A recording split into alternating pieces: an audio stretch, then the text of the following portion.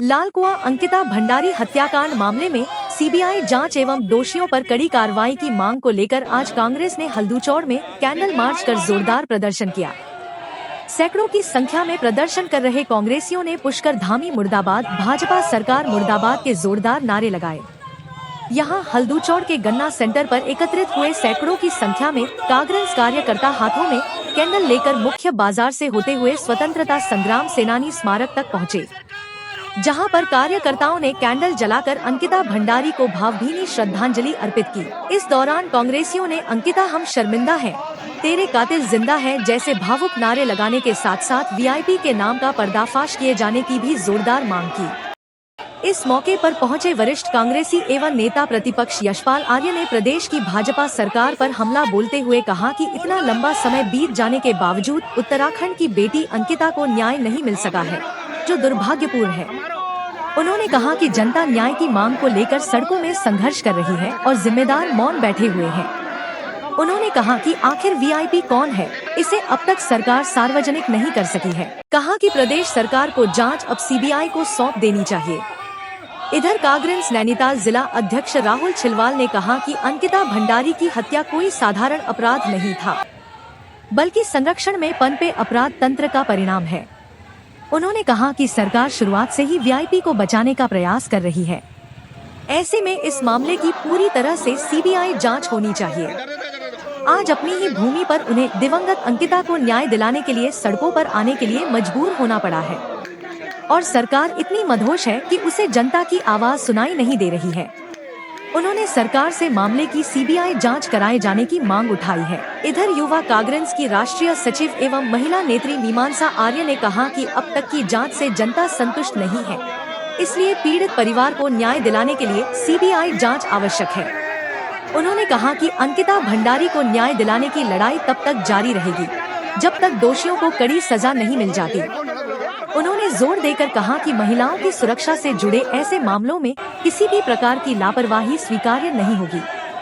वहीं कांग्रेस नेता हेमवती नंदन दुर्गापाल ने कहा कि अंकिता हत्याकांड के बाद से ही प्रदेश की जनता में गहरा आक्रोश है। उन्होंने आरोप लगाया कि मामले की शुरुआत से ही जनता वीआईपी नामों के खुलासे की मांग कर रही है, लेकिन अब तक इस दिशा में कोई ठोस कार्रवाई नहीं हुई है। उन्होंने कहा कि जब तक पूरे मामले की निष्पक्ष जांच नहीं होती, तब तक जनता का भरोसा बहाल नहीं हो सकता। उन्होंने चेतावनी दी कि यदि जल्द ही सीबीआई जांच की घोषणा नहीं की गई, तो आंदोलन को और व्यापक रूप दिया जाएगा। इस दौरान भारी संख्या में कांग्रेस कार्यकर्ता मौजूद रहे।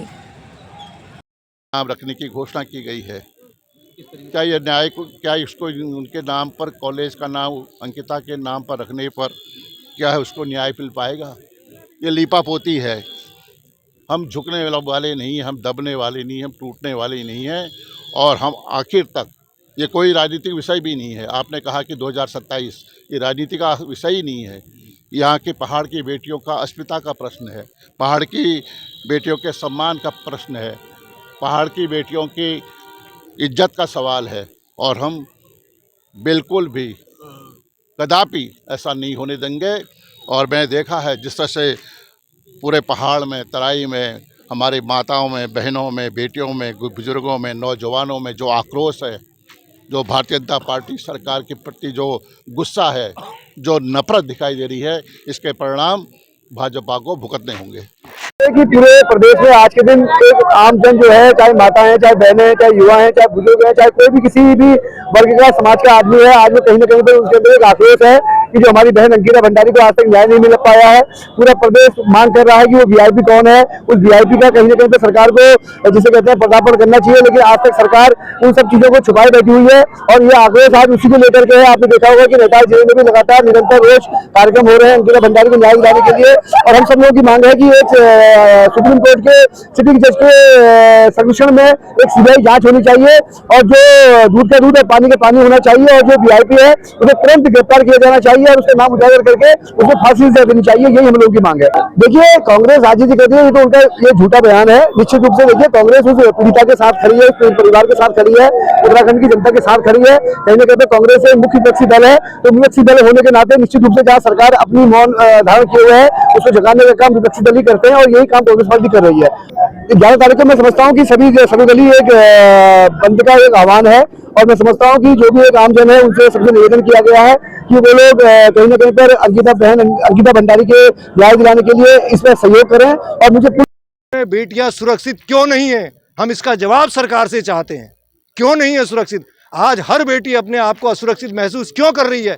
इनकी सरकार से पहले और सरकारें बीती थी, उस समय बेटियां कभी असुरक्षित नहीं रही, लेकिन आज उत्तराखंड की हर बेटी अपने आप को असुरक्षित महसूस कर रही है। वो इसलिए क्योंकि जो सरकार है, जो राजनीतिक पार्टी भाजपा की सरकार है, जब भी कोई अत्याचार किसी बेटी पर हो रहा है तो वो उसका पदाधिकारी निकल रहा है, उसका कार्यकर्ता निकल रहा है। ये बड़ा सोचनीय विषय है। बिल्कुल हम उत्तराखंड की बेटी अंकिता भंडारी के न्याय के लिए किसी हद तक भी जाना पड़े, चाहे बंद है, चाहे सड़क में जाना है, चाहे कैंडल मार्च है, चाहे कुछ भी करना पड़े, हम करने को तैयार हैं। क्योंकि हमें अब उत्तराखंड की हर बेटी की सुरक्षा चाहिए, और इस असुरक्षित सरकार जो नहीं कर सकती उत्तराखंड की बेटी के साथ न्याय, नहीं दे सकती उसको सुरक्षा, तो ऐसी सरकार हमको कतई नहीं चाहिए।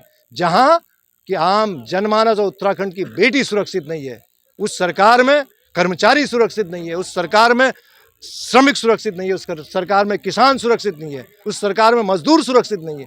हर कोई अपने आप को असुरक्षित महसूस कर रहा है। ये बड़ा सोचने का विषय है, और इस सोचनीय विषय पर हम बार बार आम जनमानस से कह रहे हैं कि आप सोचिए कि ऐसी दुराचारी सरकार को हम लोगों ने आगे आने वाले समय में जवाब देना है, ताकि उत्तराखंड की बेटी अंकिता भंडारी जैसी और जिन बेटियों के साथ भी अत्याचार दुराचार हुआ है उनको न्याय मिल सके और उनकी आत्मा को शांति मिल सके।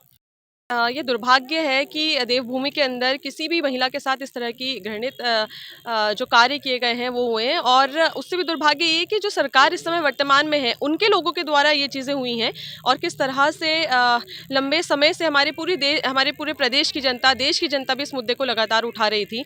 और जिस तरह से ऐसा लगा कि उन लोगों को जो दोषी हैं उनको सज़ा हो गई है, लेकिन फिर किस तरह से दोबारा जिन लोगों के नाम सामने आ रहे हैं उसको लेके और बड़े स्तर से पूरे प्रदेश के अंदर जो आंदोलन हो रहा है वो उसके बाद अगर सरकार मौन है तो बस इसी के लिए आज पूरे जगह जगह पूरे प्रदेश के अंदर फिर से आंदोलन हो रहे हैं। और सिर्फ एक ही बात कहना चाहूँगी कि जो लोग बेटी बचाओ बेटी पढ़ाओ का नारा देते हैं, और उन्हीं के लोगों द्वारा आप देखिए जहाँ पर अगर किसी महिला के साथ गलत हो रहा है, हमारे प्रदेश के अंदर चंपावत में हुआ, वहाँ किसी महिला के साथ कुछ हुआ तो वहाँ भाजपा के लोगों का नाम आया। हरिद्वार में अगर एक महिला कुछ महिलाओं के साथ अगर गलत करिए तो वहाँ पर वो भाजपा से जुड़ी हुई महिला है, चंपावत में भाजपा से जुड़ी हुई महिला है। और इस प्रकरण में आप देखिए किस तरह से पूरी बिल्डिंग तोड़वाई गई, सबूतों को मिटाया गया। और आज फिर से पुष्कर सिंह धामी जी को, आज देखिए आज की बात है, उन्होंने उस कॉलेज का नाम, जिस क्षेत्र से वो लड़की आती है उस कॉलेज का नाम बदल के उस हमारी बहन के नाम पे किया गया है। क्या उनको पहले नहीं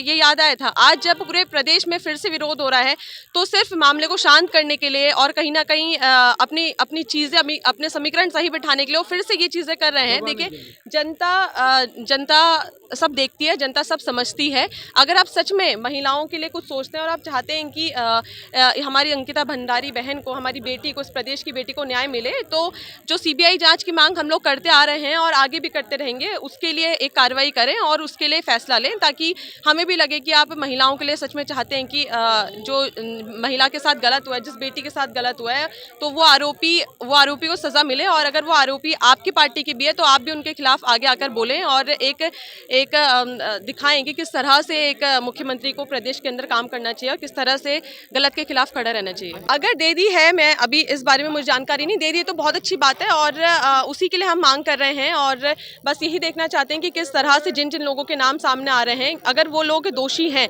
तो उनको सज़ा हो, कड़ी से कड़ी सज़ा हो और एक बेंचमार्क सेट हो इस देश के अंदर, इस प्रदेश के अंदर, कि जो भी अगर किसी महिला के साथ गलत करेगा और ख़ास करके हमारे प्रदेश के अंदर, देवभूमि के अंदर अगर महिलाओं के साथ गलत होगा तो वो हम सहन नहीं कर सकते, इस प्रदेश की जनता सहन नहीं कर सकती।